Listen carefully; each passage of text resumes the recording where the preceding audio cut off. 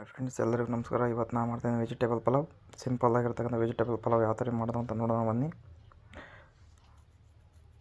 ಮೊದಲು ಒಲೆ ಮೇಲೆ ಕುಕ್ಕರ್ ಇಟ್ಕೊಂಡಿದ್ದೀನಿ. ಕುಕ್ಕರ್ಗೆ ನಾನು ಹಾಕೊಂಡಿದ್ದೀನಿ 3 ರಿಂದ 4 ಟೀ ಸ್ಪೂನು ಎಣ್ಣೆ.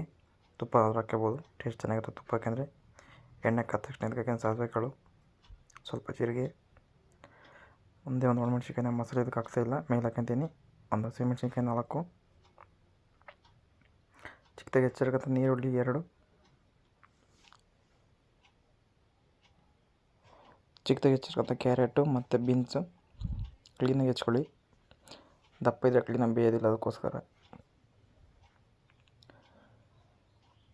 ನಾನೀಗ ಹಾಕ್ತಾಯಿದ್ದೀನಿ 2 ಸ್ವಲ್ಪ ಚಕ್ಕೆ, 3 ರಿಂದ 4 ಲವಂಗ. ಮೊದಲಿಗೆ ಒಗ್ಗರಣೆ ಹಾಕ್ಬಿಟ್ಟು ಖಾರ ಬಿಟ್ಕೊಂಡ್ಬಿಡುತ್ತೆ, ಪಲಾವ್ ಖಾರ ಆಗೋದು ಹೆಚ್ಚಿರುತ್ತೆ, ಹಾಗಾಗಿ ನಾನು ಮೇಲೆ ಹಾಕ್ಕೊಂತಿದ್ದೀನಿ. ಈಗ ಹಾಕ್ಕೊಂತಿದ್ದೀನಿ ಆಲೂಗಡ್ಡೆ. ನೀವು ನಮ್ಮ ಚಾನಲ್ಗೆ ಹೊಸಬರಾಗಿದ್ದರೆ ನಮ್ಮ ಚಾನಲ್ ಸಬ್ಸ್ಕ್ರೈಬ್ ಮಾಡ್ಕೊಳ್ಳಿ.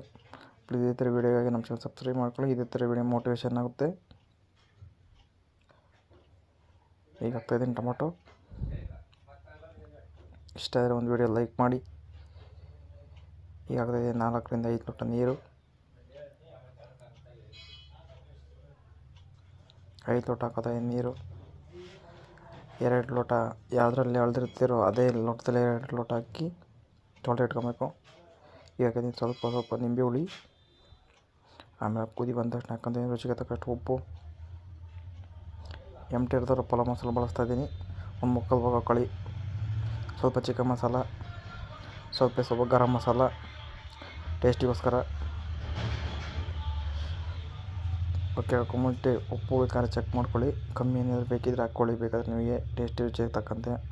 ಈಗ ಹಾಕೊಂಡೆ ತೊಳೆದಿಟ್ಟಿರ್ತಕ್ಕಂಥ ಅಕ್ಕಿ